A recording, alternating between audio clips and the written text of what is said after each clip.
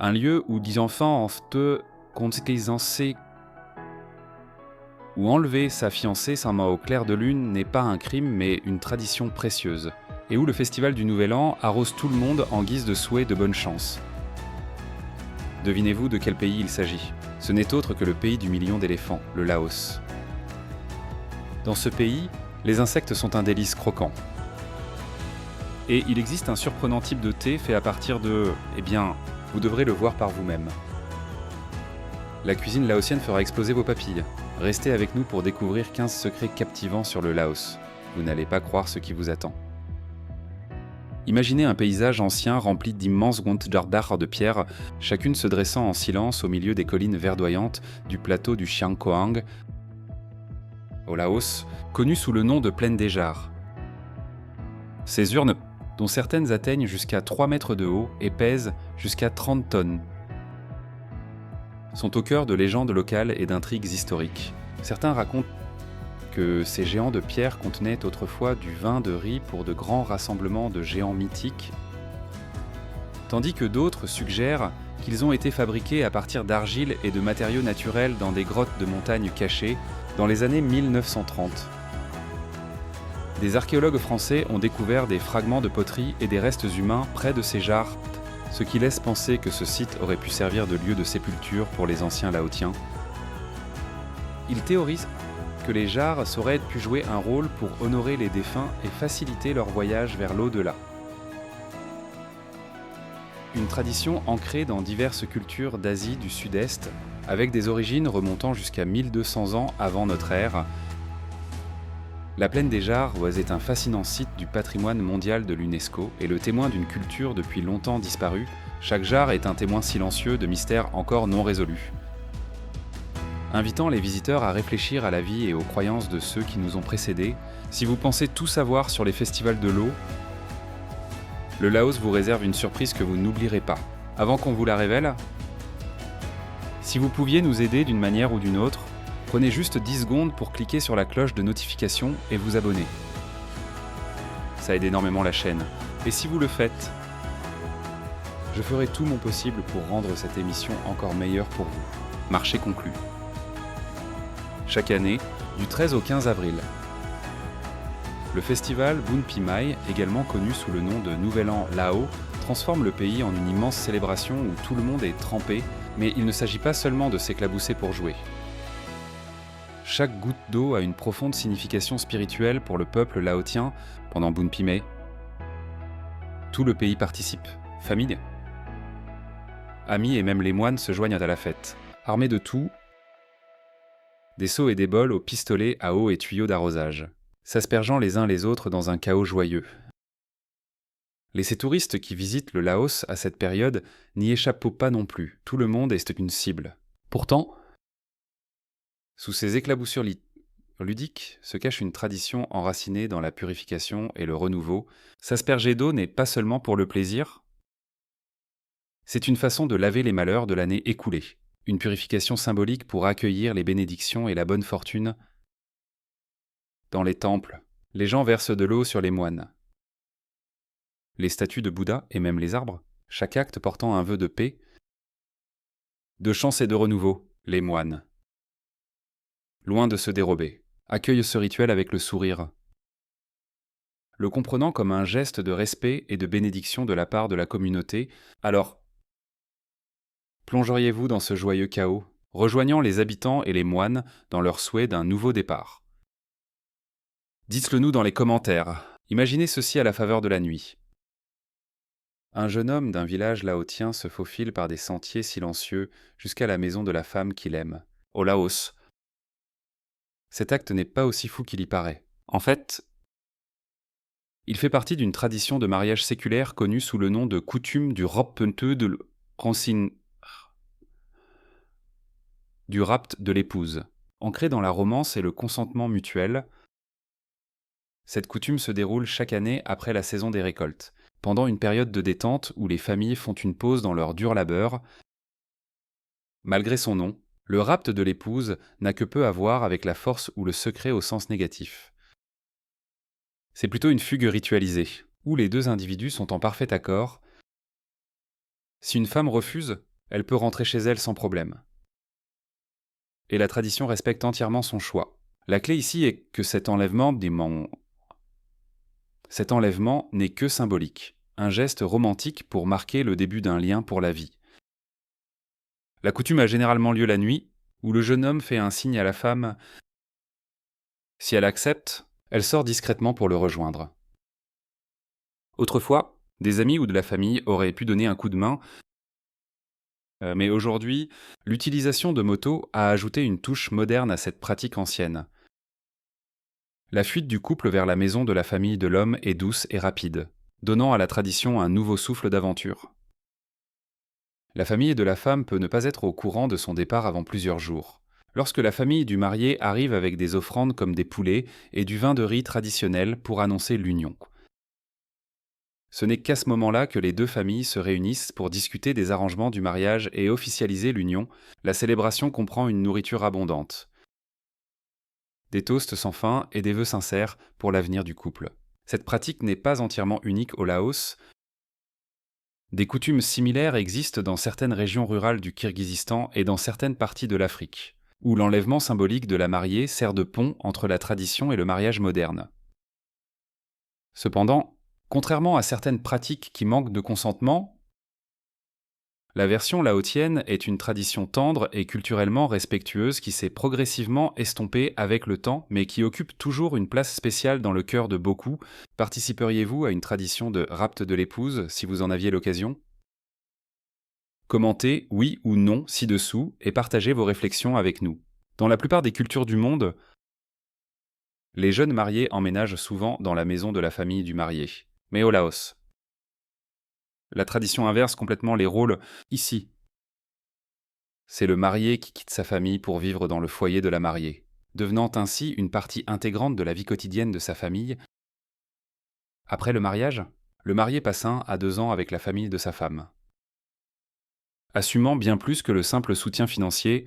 Pendant cette période, il contribue de diverses manières, de la cuisine et du ménage à la gestion d'autres tâches domestiques. Pour le marié laotien, endosser ce rôle n'est pas considéré comme un sacrifice, mais comme un honneur. Non seulement il contribue financièrement, mais il joue également un rôle dans l'entretien de la maison. Aidant souvent aux tâches agricoles traditionnelles comme la culture des champs ou même le soin des animaux dans les familles rurales, ce système ne diminue pas son rôle. Au contraire, il met l'accent sur le respect et la responsabilité, une chance de s'intégrer pleinement et de construire une base solide au sein de la famille de sa femme. Bien que cette coutume puisse paraître surprenante, elle est profondément respectée dans la culture laotienne. Vivre avec la famille de la mariée est un moyen pour le marié d'acquérir des compétences, de démontrer sa fiabilité et de prouver qu'il peut subvenir aux besoins et protéger sa femme et sa famille. Au Laos, les insectes ne sont pas réservés aux audacieux. Ils font partie de l'alimentation quotidienne, appréciés pour leurs protéines et leurs saveurs uniques, des punaises d'eau géantes aux tarentules frites. Les Laotiens savourent les plats d'insectes comme un aliment de base, et non comme une nouveauté. Cette culture culinaire peut sembler exotique, mais elle est ancrée dans la tradition et le pragmatisme. De nombreux insectes regorgent de nutriments essentiels, offrant une source de protéines saines et durables. Les punaises d'eau géantes sont parmi les plus populaires, frites et servies avec une sauce acidulée. Ces insectes ont une saveur étonnamment douce et croquante. Un mélange de textures que les mangeurs aventureux décrivent souvent comme un régal mémorable. Les tarentules frites sont un autre favori, souvent comparé au poulet rôti en termes de saveur et de texture. Les grillons et les œufs de fourmis noires sont tout aussi courants. Les grillons sont frits avec des épices pour une collation salée, tandis que les œufs de fourmis noires sont ajoutés aux soupes, leur conférant une saveur douce et légèrement acidulée. Un voyageur a décrit les grillons comme du popcorn croustillant, mais en plus riche, tandis qu'un autre a affirmé que la soupe aux œufs de fourmis était étonnamment fraîche et légère. Ces plats offrent un avant-goût de quelque chose de vraiment unique. Une fenêtre sur une cuisine qui voit le potentiel nutritionnel dans ce que d'autres pourraient ignorer. Si vous aviez la chance d'en essayer un, lequel choisiriez-vous en premier, les grillons croustillants ? la soupe acidulée aux œufs de fourmi, ou peut-être même la tarentule frite. Dites-le moi dans les commentaires. Oseriez-vous essayer un thé fait à partir d'éjections de verre à soie? Cela peut sembler inhabituel, voire rebutant. Mais au Laos, le thé de déjection de verre à soie est une délicatesse prisée. Cette boisson rare offre un goût unique de la culture laotienne pour ceux qui sont assez curieux pour l'essayer. Au célèbre centre Okpoptok, connu pour sa production de soie, les verres à soie sont soigneusement élevés avec des feuilles de mûrier fraîches et biologiques. Les déjections qu'ils laissent derrière eux sont collectées, séchées et transformées en thé. Bien que l'idée puisse vous faire hésiter, les Laotiens ne jurent que par sa saveur légère et délicate et ses surprenants bienfaits pour la santé. On dit que le thé de déjection de verre à soie contient les nutriments des feuilles de mûrier, offrant un profil de saveur doux et un effet apaisant qui, selon les habitants, aide à détoxifier le corps et à réduire le stress. Pour ceux qui sont prêts à sortir de leur zone de confort, le thé de déjection de verres à soie offre une expérience mémorable. Les visiteurs notent souvent leur hésitation initiale, mais disent que le goût subtil du thé les convainc rapidement. Certains le décrivent même comme une version légèrement terreuse et rafraîchissante du thé vert, avec un arrière-goût doux qui persiste. Dans la culture laotienne, ce thé n'est pas juste une boisson excentrique. Il est servi lors de festivals et de cérémonies spéciales et est considéré comme un cadeau prestigieux, symbolisant le respect et la bonne santé. Bien que peu conventionnel, essayer ce thé offre une façon unique de se connecter à la tradition laotienne et de savourer une expérience vraiment locale. Vous pensez avoir tout goûté. Le Laos a un plat qui mettra vraiment votre courage culinaire à l'épreuve, la soupe de bois. Au Laos, le bois de mûrier, un arbre commun dans les forêts tropicales du pays, est bouilli pour en faire une soupe. Bien que cela semble difficile à imaginer, ce n'est pas n'importe quel bois. Lorsqu'il est cuit correctement, le bois de mûrier devient assez tendre pour être mâché tout en conservant une fermeté surprenante. Ce qui rend la soupe de bois inoubliable, ce n'est pas la saveur, mais la texture inhabituelle et la sensation de picotement qu'elle provoque au palais. De nombreux néophytes rapportent que l'expérience ne ressemble à rien de ce qu'ils ont essayé à la première bouchée. Le bois peut rendre votre langue légèrement engourdie, avec une pointe de démangeaison ou même une légère sensation de brûlure. Le goût lui-même est doux, presque fade, avec seulement une touche terreuse et boisée absorbée des épices ajoutées à la soupe, en mâchant. Vous pourriez même sentir de minuscules fibres de bois se coller à vos dents, un défi de texture en soi. De nombreux visiteurs étrangers ont décrit le plat comme un goût qui s'acquiert. Un voyageur disant que c'était plus une question d'expérience que de saveur, et le qualifiant de voyage textuel qui commence par la curiosité et se termine par le respect de la créativité culinaire laotienne. Au Laos, la culture du café a une particularité, pas de tasse sophistiquée ou de manchon en carton ici. À la place, vous verrez les habitants siroter leur café glacé directement dans des sacs en plastique transparent, et m'instance avec une paille et une poignée. Cette méthode inhabituelle mais pratique est un incontournable laotien, ajoutant un charme excentrique au rituel quotidien du café, aux petits stands de rue ou aux charrettes mobiles. Vous trouverez des vendeurs prêts avec leur café du matin. Gardez au frais dans des glacières lorsque vous commandez. Ils verseront une généreuse portion dans un sac en plastique, ajouteront de la glace, mettront une paille et vous le tendront, simple, rapide et parfait pour la vie nomade.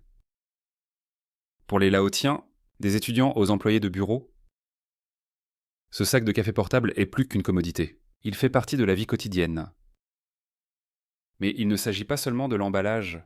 Le café laotien lui-même est connu pour sa saveur audacieuse et riche, fait à partir de grains cultivés localement qui portent un arôme profond et un goût robuste, préparé avec du lait concentré sucré.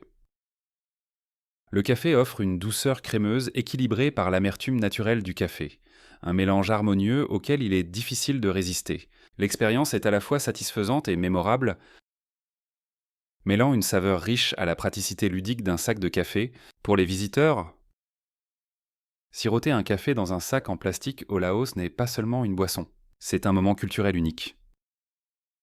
C'est une chance d'embrasser l'esprit décontracté et inventif de la vie laotienne, où même les choses les plus simples ont une saveur particulière. Ici, La bière n'est pas seulement une boisson pour adultes, elle est profondément ancrée dans la vie quotidienne et les pratiques culturelles, avec la célèbre bière Lao en son centre.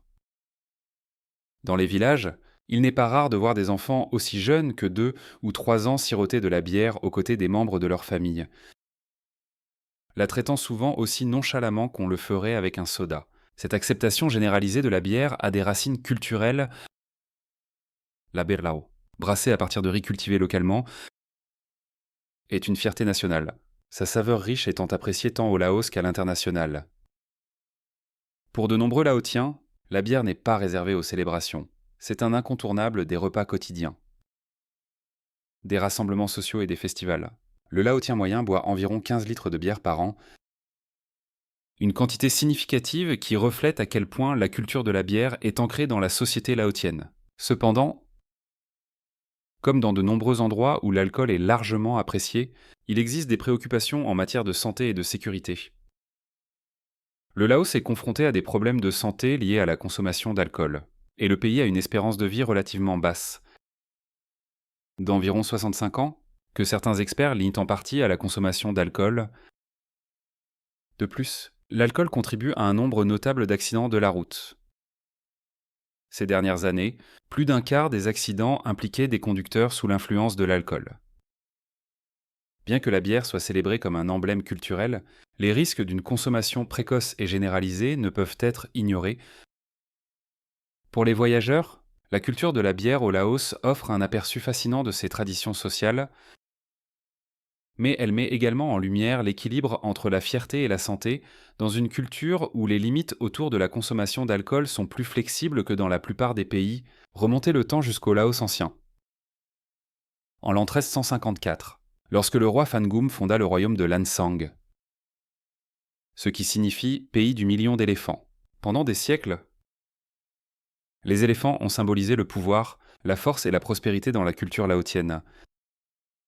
Jouant un rôle vital dans les cérémonies royales, l'agriculture et même les batailles. Le Laos regorgeait autrefois de ces créatures majestueuses, ce qui lui a valu son surnom légendaire. Mais aujourd'hui, l'histoire est différente. Au début des années 1980, environ 4000 éléphants parcouraient les forêts laotiennes.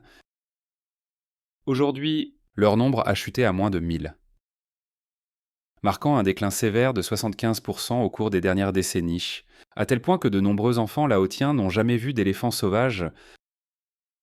La cérémonie du Bassi est bien plus qu'un rituel, c'est un symbole d'unité, de respect et de bon vœu, organisé lors d'événements importants de la vie, tels que les mariages, les anniversaires, et surtout pendant le Nouvel An Lao. Au Baon Pimai, cette cérémonie rassemble les gens, jeunes et vieux, pour partager des bénédictions et de l'énergie positive. Après les joyeuses éclaboussures d'eau des festivités du Nouvel An, les familles et les amis se réunissent pour la cérémonie du Bassi, où des fils blancs jouent un rôle central. Chaque fil, soigneusement noué autour d'un poignet, est un geste simple mais puissant, représentant la pureté et la chance, mais ce n'est pas seulement une décoration. Chaque nœud porte un vœu de santé, de bonheur et de paix pour celui qui le reçoit. Ce qui est remarquable avec le Bashi, c'est le sentiment de connexion qu'il favorise entre les générations. Les parents nouent des fils pour les enfants, les grands-parents pour les petits-enfants, et les amis les uns pour les autres. À chaque fil noué, les Laotiens croient que l'énergie positive circule du donneur au receveur, les liant dans un espoir partagé de bonne fortune. C'est une pratique qui incarne les valeurs laotiennes de bienveillance et de piété filiale, soulignant un profond respect pour les liens familiaux et l'unité communautaire. La communication au Laos est imprégnée de respect et de chaleur, souvent marquée par des gestes qui reflètent des valeurs culturelles profondément ancrées.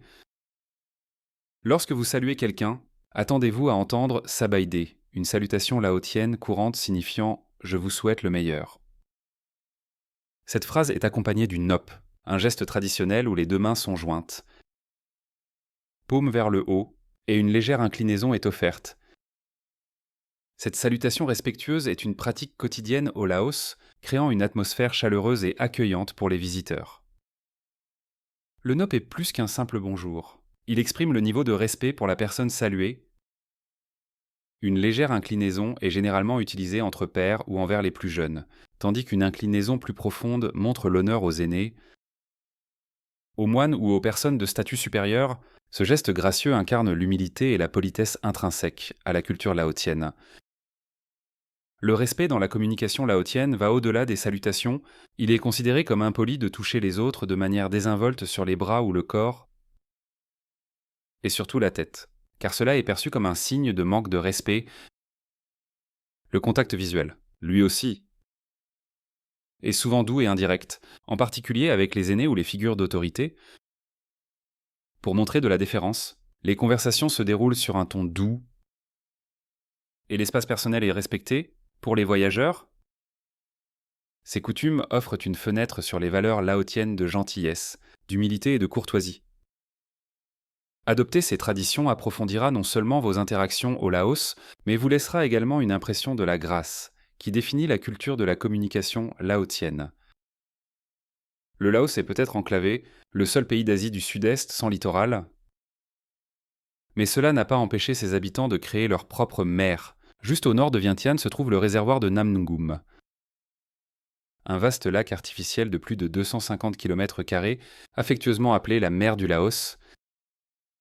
Nam Ngoum offre toutes les activités que l'on attend d'une escapade côtière, navigation, baignade et pêche, dans un décor magnifique de montagnes verdoyantes.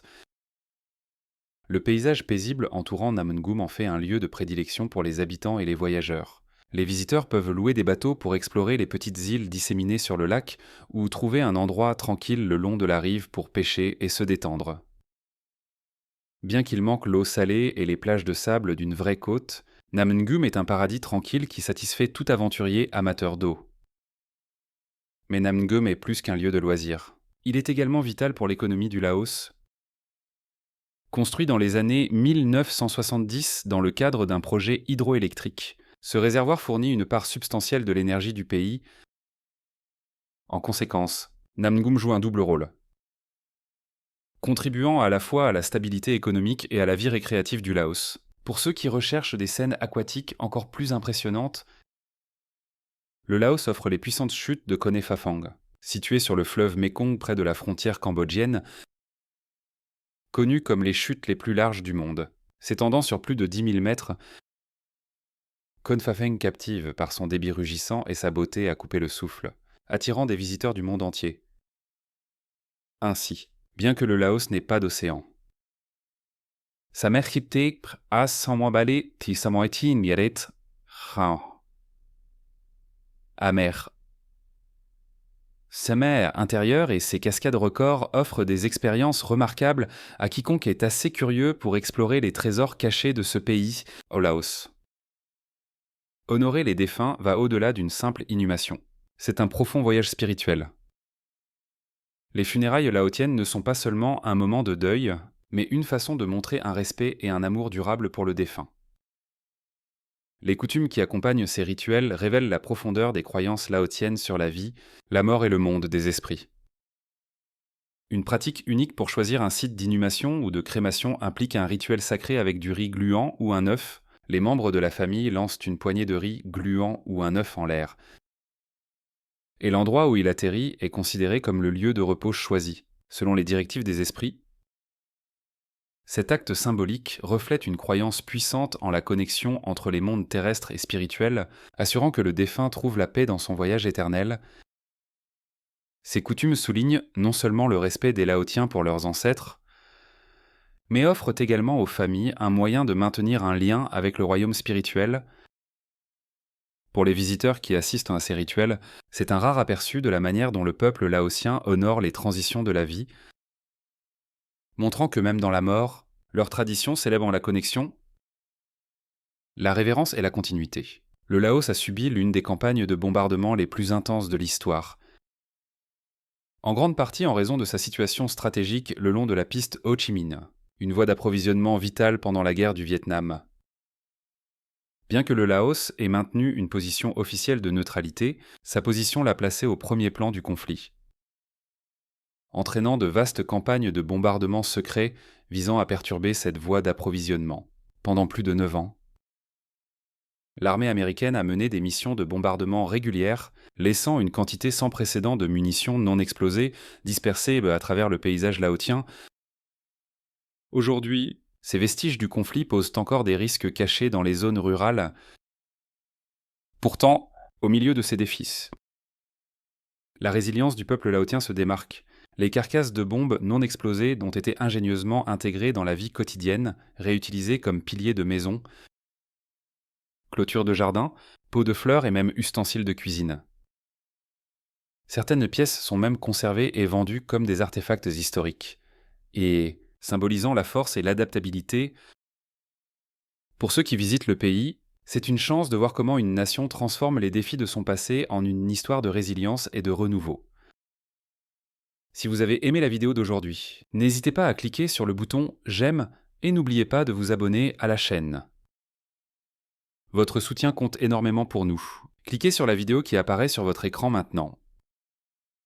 Je suis sûr que vous allez adorer ce contenu. Commentez ci-dessous le prochain pays que vous aimeriez voir sur notre chaîne. Merci beaucoup d'avoir regardé, et à bientôt dans la prochaine vidéo. Si vous avez aimé la vidéo d'aujourd'hui, n'hésitez pas à cliquer sur le bouton « J'aime » et n'oubliez pas de vous abonner à la chaîne. Merci beaucoup d'avoir regardé et à bientôt dans la prochaine vidéo.